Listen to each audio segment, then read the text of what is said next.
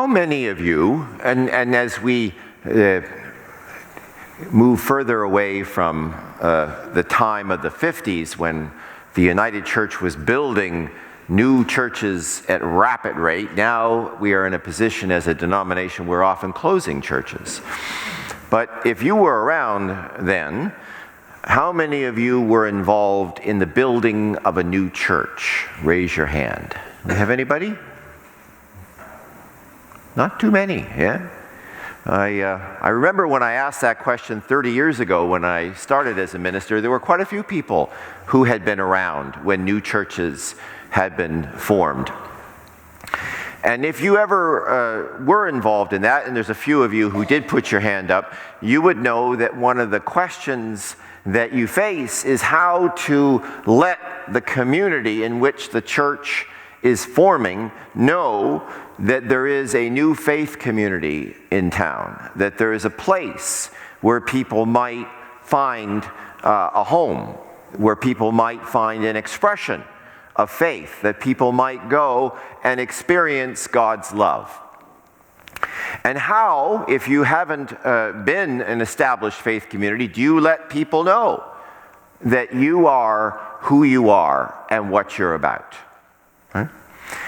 And there are a number of books, obviously, and techniques that have been used over the years.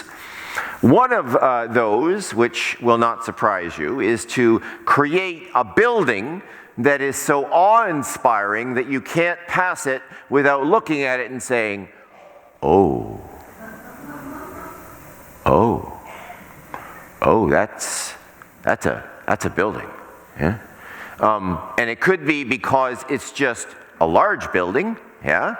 Or it could be because of the design, or it could be because it's shiny, or lovely, and so on. And that has been tried on many occasions. I remember a church near a church where I was serving as a minister early in my time as a minister. And that particular faith community was going to tear down their building. Their building was described as being such that it couldn't be fixed. It had to be torn down. But that particular faith community decided they were going to rebuild.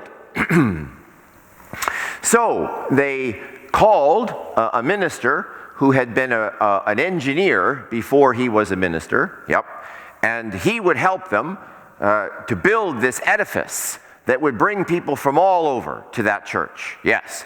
And I remember going there. He had one of those white construction hats with a little cross on it, so everybody would know he was the pastor. And I remember meeting with him and discussing what the church was going to look like when it was rebuilt.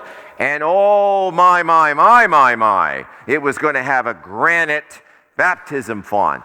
Ooh, it was going to have the best wood all over the church, right? It was going to have a cross on it. It was going to be beautiful, and everybody would see it from far and wide and want to come and see this shiny place.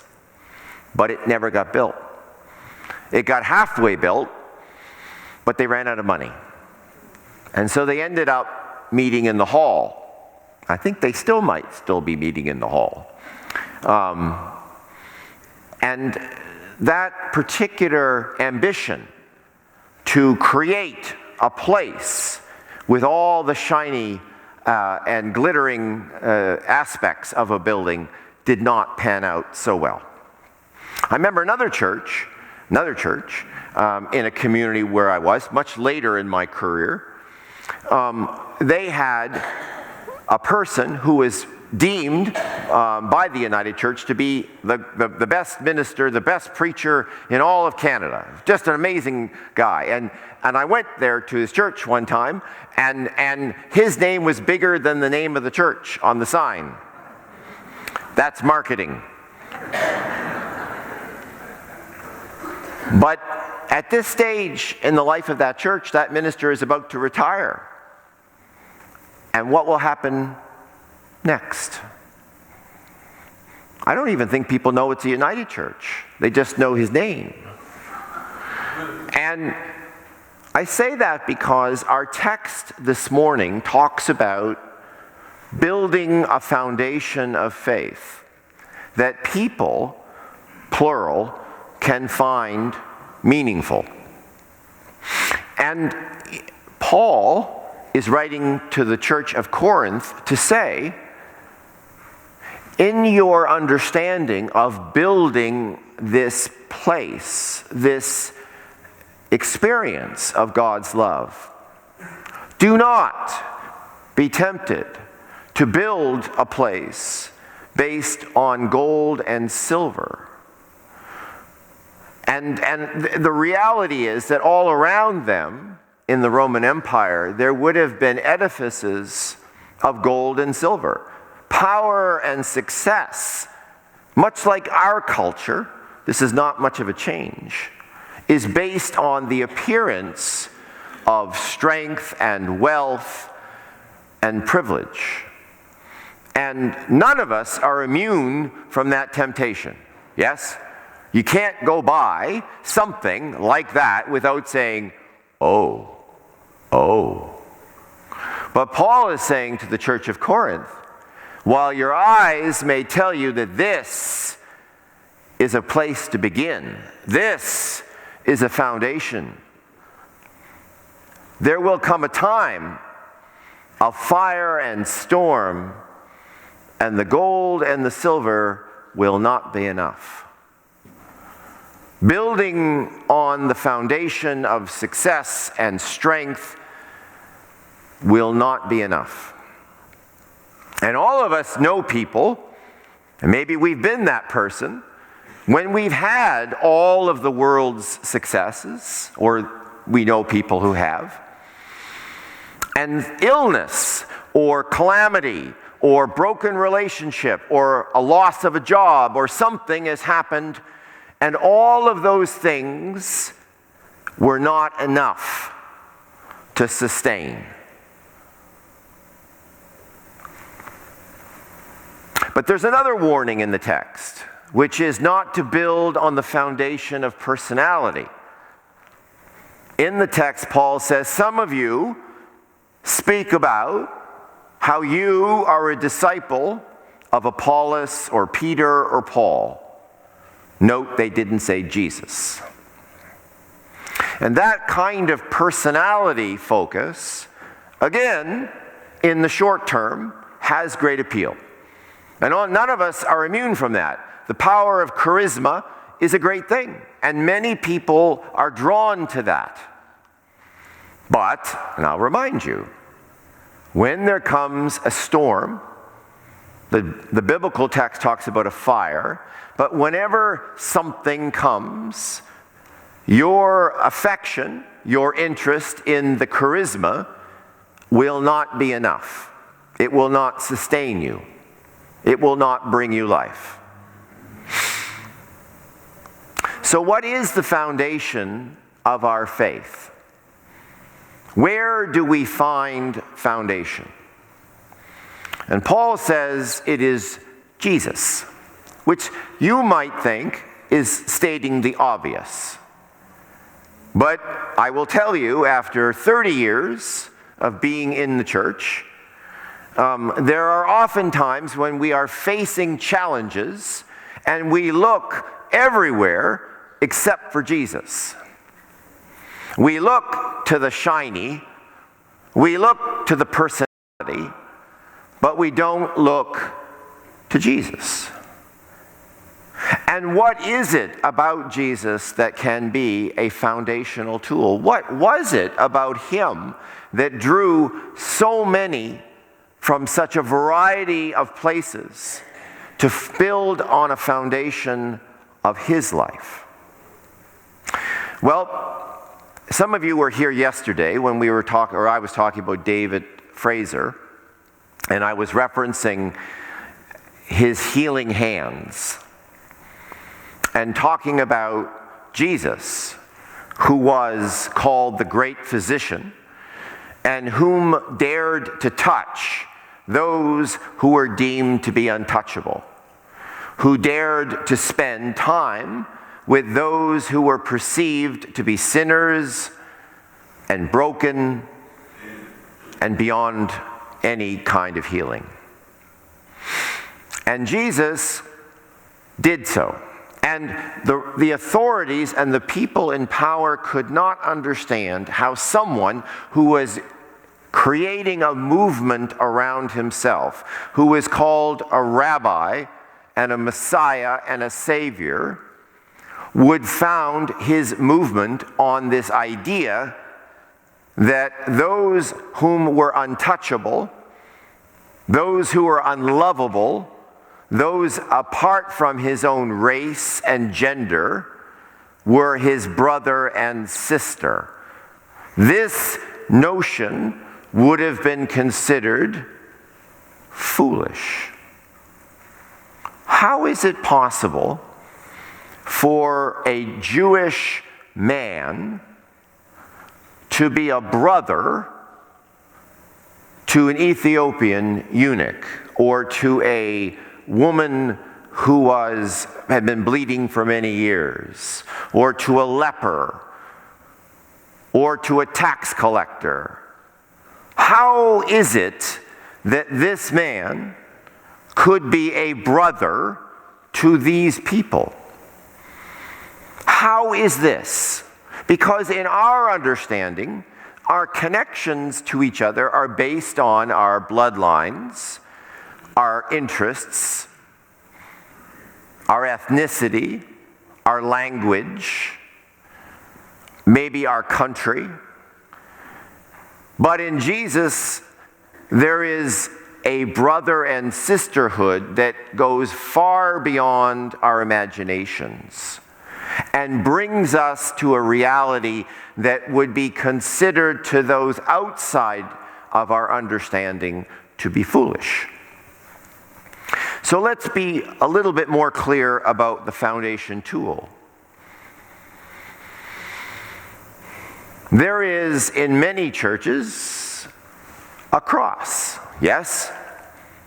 And the cross is a symbol of the foolishness of the Christian faith. Because to the Roman Empire, when Jesus was resurrected and his movement built around the idea that not even the Roman Empire and death could keep Jesus down.